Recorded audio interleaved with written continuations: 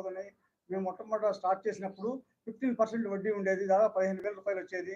అది పొట్టపొట్టిగా మేము తలా కాస్త వేసుకొని 2 కార్యక్రమాలు, వర్ధంతి జయంతి కార్యక్రమాలు ఘనంగా నిర్వహించుకోవడం జరుగుతుంది.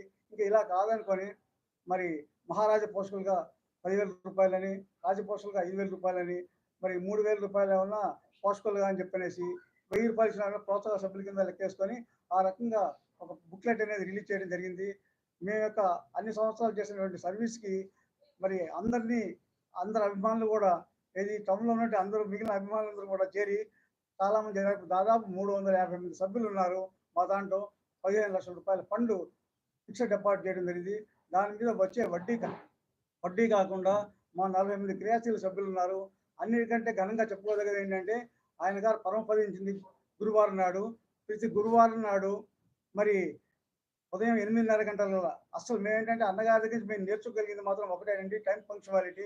8:30 అంటే కరెక్ట్గా 8:30 కల్లా ఎవరు దండ వేయాలని నిర్ణయం చేయడం జరిగేది. 8:30 దండ వేసేవాళ్ళం. అట్లాగే మాలోని ఒక్కో మనిషి రోజు సంవత్సరం 2 సార్లు దండ వేయడం జరిగేది. అట్లా మరి ఆ రకంగా 2001 నుంచి ఈ రోజు వరకు కూడా, అంటే ఘనంగా చెప్పుకోవాలంటే ఈవెన్ కరోనా టైంలో కూడా మెయిన్గా ఉన్న ముఖ్యులు మేము 5-6 మాత్రం కంపల్సరీగా అన్ని అవరోధాలు దాటుకొని వెళ్ళి పూలదండ దొరకపోయినా గుళ్ళ దగ్గర పూలమాలలు అమ్మేవాళ్ళు. పూలమాలలు 10 మూరలు 20 మూరలు తీసుకొని అయ్యే 2-3 వరుసలు చేసి ఎటువంటి ఇంతవరకు 2001 సంవత్సరం నుంచి ఈ రోజు వరకు 2024 సంవత్సరం వరకు కూడా రామారావు గారి విగ్రహానికి గురువారం నాడు దండ పడకుండా మాత్రం లేదని మాత్రం కంఠపదంగా చెప్పగలుగుతాం. ఏంటంటే ఇదంతా కూడా ఆయన మీద మాకున్నటువంటి అభిమానం అలాంటిది. మరి ఇది శాశ్వతంగా ఎల్లకాలం సాగాలంటే ఎవరో ఒకళ్ళు మనం ఉన్నా లేకపోయినా అందరూ ఒకసారి వెళ్ళిపోం కాదు. కాబట్టి మరి నిరంతరం సాగే విధంగా మేము ప్లాన్ చేసుకొని ఉంచుకున్నాం. దాని పూర్తి 50 సంవత్సరాలు పూర్తి చేసుకొని మరి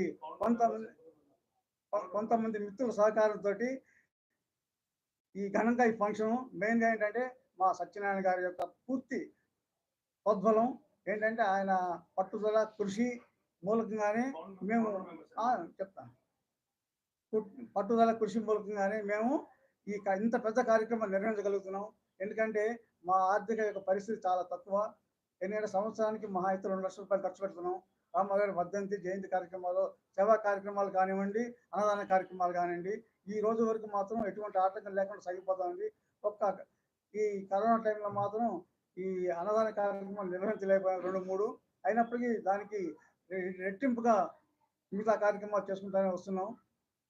పోతే అంటే ఈ రోజు వరకు కూడా మరి 1969 సంవత్సరంలో పెట్టిన వాళ్ళల్లో ఇప్పటికీ క్రియాశీలకంగా 6 సభ్యులు ఉన్నారు, ఫౌండర్ మెంబర్స్. దాంట్లో ఏంటంటే అందరికంటే పెద్ద ఆయనకి 80 సంవత్సరాలు, పుంజ బుచ్చిబాబురావు గారని. రెండో ఆయనకు వచ్చేసరికల్లా రేగుల సాంబశివరావు గారు, ఆయన 79 సంవత్సరాలు. తర్వాత వై సంగమేశ్వరరావు గారు 77 సంవత్సరాలు. దాని తర్వాత ఆయన మద్ది సుబ్బారావు గారు 75 సంవత్సరాలు. దాని తర్వాత పోకూరు వెంకటస్వామి గారు 75 సంవత్సరాలు. పొమ్మిడాల నాగేశ్వర 75 సంవత్సరాలు అండి. ఈ 6 మాత్రం 69లో పెట్టిన దాంట్లో ఆ రోజున సభ్యులు, ఫౌండర్స్. దాని తర్వాత 1972 బ్యాచ్లో ఏంటంటే నా పేరు చిరావూరు సాంబశివరావు గారు అండి, ఆయన పేరు కేతేపల్లి సాంబశివరావు, ఈయన పేరు ఏమన్నా దుద్దూరు మల్లికార్జున. మేము 2వ తరం వాళ్ళం. మేమేంటంటే మా శక్తి వంచన లేకుండా పెద్దవాళ్ళు ఏర్పడినటువంటి ఆ సంస్థని శాశ్వతంగా నిలబెట్టు మా శాశ్వతతో మేము కృషి చేసుకుంటూ వస్తున్నాం. ఏంటంటే ఇప్పుడు అందరికి కూడా మొదటి తరం వాళ్ళందరూ కూడా 70 సంవత్సరాలు పైబడే ఉన్నాయి. తర్వాత 3వ తరం వాళ్ళకి 60 నుంచి 70 మధ్యలో ఉన్నాయి. కానీ మేము ఎంతకాలం ఉంటామనేది కాదు, ఈ కార్యక్రమం మాత్రం శాశ్వతంగా పెద్ద ఎత్తున ఘనంగా జరగాలనే ఆకాంక్ష మాత్రం మాకుంది. దానికోసమనే ఈ డిపాజిట్ చేసడం జరిగింది.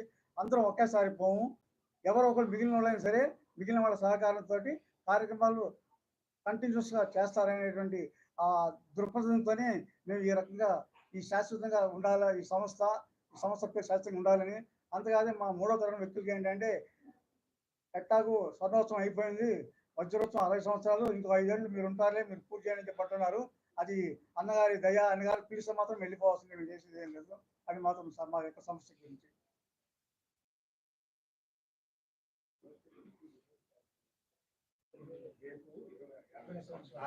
చెప్పండి. 50 సంవత్సరాలు